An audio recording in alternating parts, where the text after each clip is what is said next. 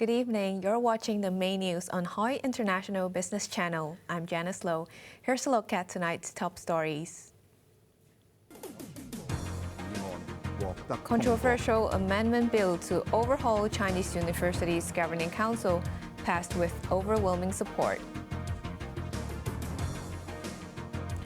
Constitutional Affairs Chief Erick Tsang shoots down calls to fine-tune nomination procedures for district council elections. And Hong Kong's retail sales improved for the 10th consecutive month, but missed expectations.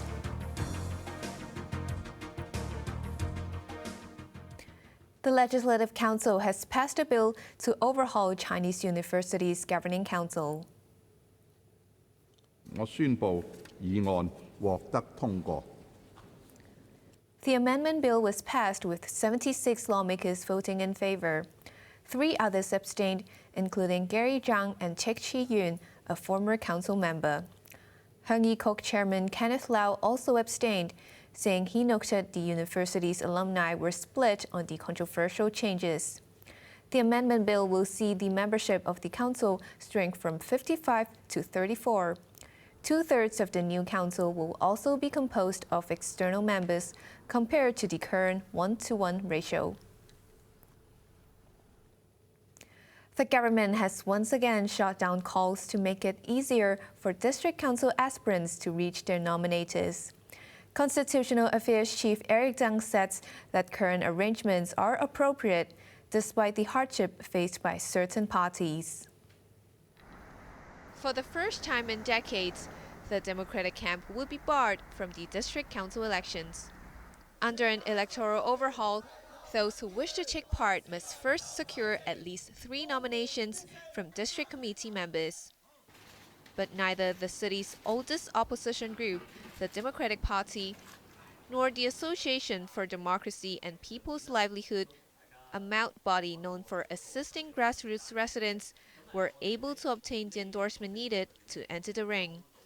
Even the center-leaning Roundtable Party was mostly shut off, with only 1 of 5 members finding enough nominations before the deadline on Monday.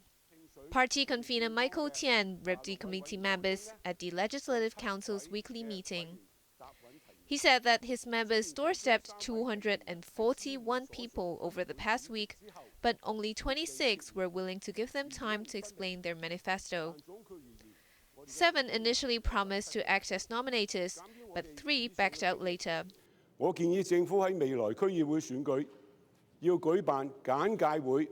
The veteran lawmakers suggested the government set up briefing sessions in future elections so that prospective candidates have a chance to meet and greet committee members. But Constitutional Affairs Minister Erick Tsang insisted current arrangements are appropriate. He noted political parties can access the voter register, while individual candidates can seek help through district offices.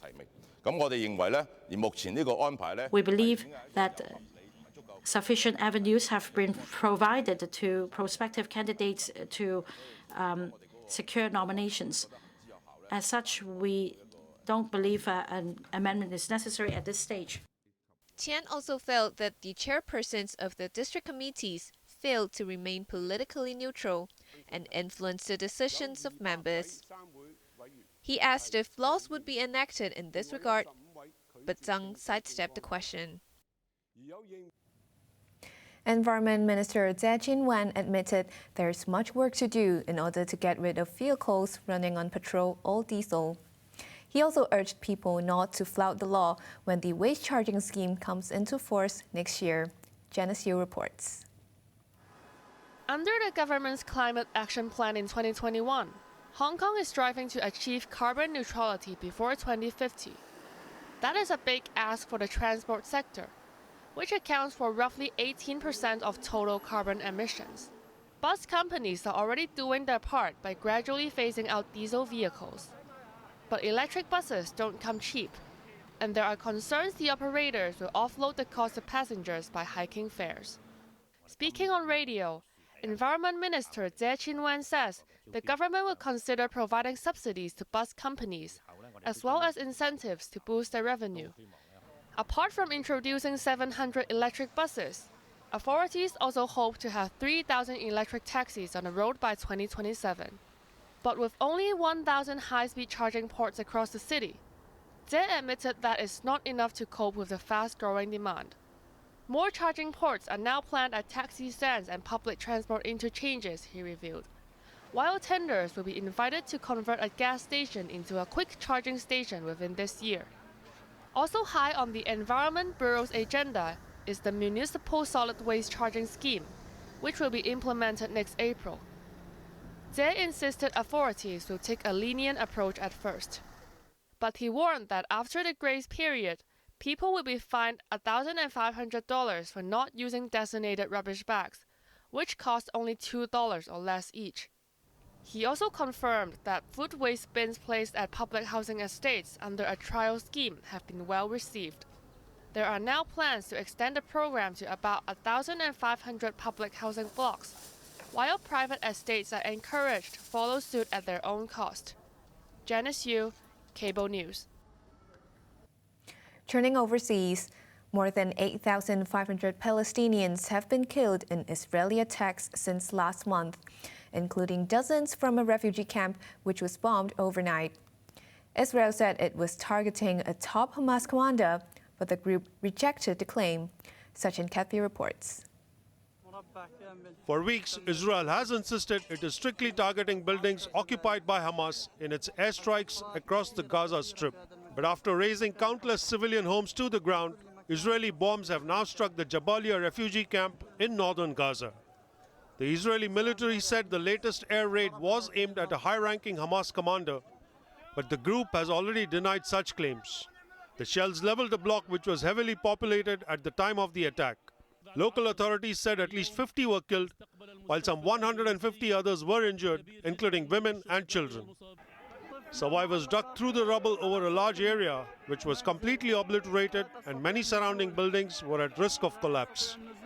In a minor relief to some of those who are severely wounded, 80 ambulances from Egypt arrived at the Rafah border crossing to receive patients which could not be admitted to overcrowded hospitals in Gaza. The few lucky ones will be treated at Egyptian hospitals, making them the first Palestinians to cross over into Egypt since last month. No one has been allowed to leave the Gaza Strip since the conflict between Hamas and Israel broke out. But many gathered at the crossing today amid reports that Hamas was letting 500 foreign nationals and dual passport holders leave the besieged territory. Sachin Katwi, Cable News.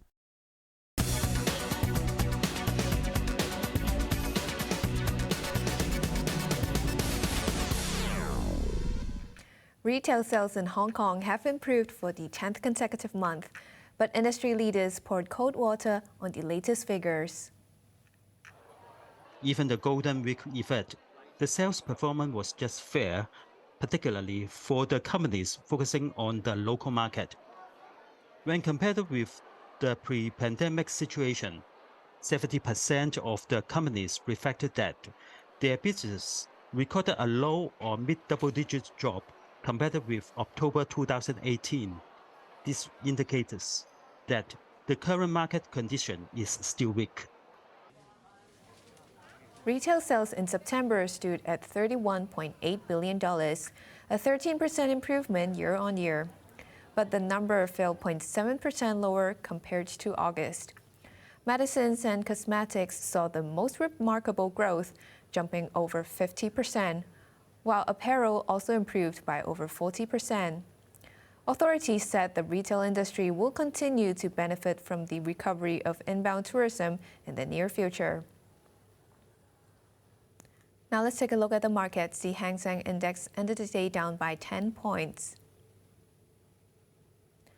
To the top 10 active stocks, Tencent was down $2.20, while Meituan lost $1.60. BYD Company was down $4.20, while Xiaomi gained 20 cents.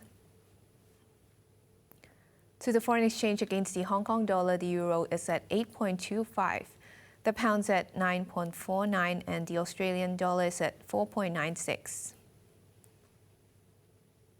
Over in the UK market, the FTSE 100 is currently up by 1 cent.